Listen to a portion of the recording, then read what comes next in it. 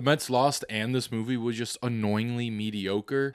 Just not a good night. Hey there, Cinephiles. Today I'm reviewing Joker Folie. Deux. This is the sequel to the Academy Award winning Joker film from a few years back, but this time they came back and made it a musical, sort of. In this, Joker meets Harley Quinn and also goes through his own court hearing. I remember liking the first Joker when it came out, and then it became the highest grossing rated R movie of all time at the time, and when it was inevitably announced that a sequel would come out for it, I was really against it. I just felt like the first film felt so self-contained and knowing what it was and knew when to end. But once they announced it was a musical and it was going to be Lady Gaga as Harley Quinn, I gotta say I was intrigued to see what could come from it. However, despite those interesting sounding ideas, old me was right. There unfortunately should not have been a sequel, at least one to this caliber. This felt like the funny kid in high school saw a musical and decided to make an artsy film. And I mean that in the sense of it wants to be deep, but it doesn't know how to be deep and it doesn't know what it wants to be, so it can't go beyond very shallow things. And overall, just kind of mean-spirited for the sake of it. It's also because of the fact that this film doesn't quite know what it wants to be that it's just kind of a tonal mess. This movie just kind of throws things against the wall half-heartedly and tries to see what sticks, but a lot of it just doesn't work because it doesn't feel like the film actually wants to go and actually do any of the things it sets out to. For example, the musical stuff. A lot of it just could have been cut out. In fact, all of it probably could have been cut out and the movie still would have been the same. Instead of integrating these musical aspects and actually making it larger or making it impactful in the story,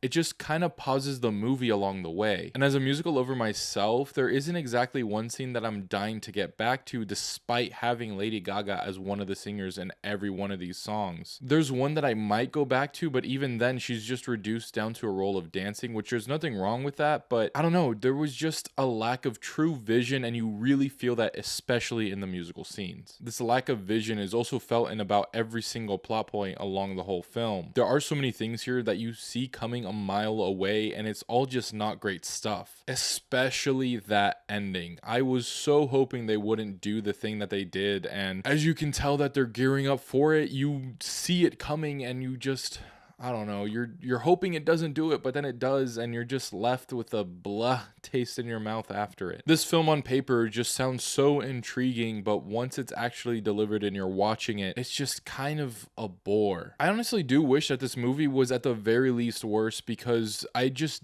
barely felt anything from this film. Don't get me wrong, there are some positives in this, and I'll get to it in a bit, but so much of this film is it just kind of felt like a waste of my time. You have Lady Gaga here and you just give her just such a one-dimensional character. It's truly frustrating. The best thing you have her do is sing, and there's nothing else with her character besides supporting Joker kind of. And Lady Gaga deserves a lot more meat on the bone character-wise because we've seen her give good performances before. As for Joaquin Phoenix, he is written better and he does a fantastic job here, but again, it's nowhere near the best of his performances, and that's not his fault. It's due to the subject matter that he had to deal with. And the final good thing here are the visuals. Shout out to the cinematographer and the camera team, and shout out to G&E for making this movie look amazing. I am just upset by the fact that no matter how strong the visuals are, the story is just so not there that I started to not care about the visuals as much. When in fact, there are some absolutely beautiful and stunning shots in here, but a lot of that it just goes to the wayside because I was so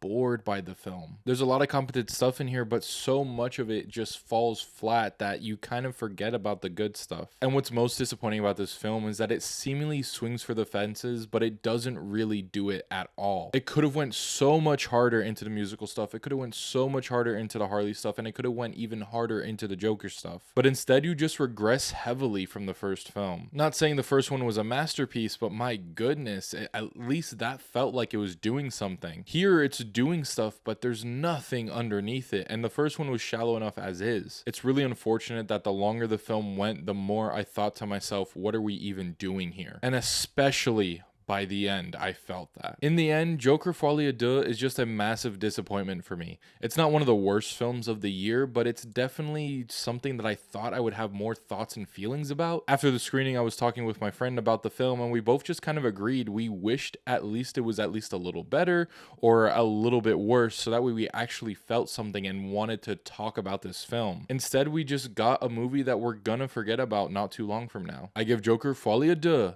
a 2 out of 5 stars. Honestly, the best thing about my screening is that YouTube star Swoozy was at my screening. That honestly was much better than anything else that was going on the actual screen. But alright, those are my thoughts on Joker Folie à Deux. Be sure to let me know what you think of it down in the comments below. As always, thank you guys for liking, commenting, and subscribing. Be sure to stay tuned for more Yeti Films content, and I'll catch you later.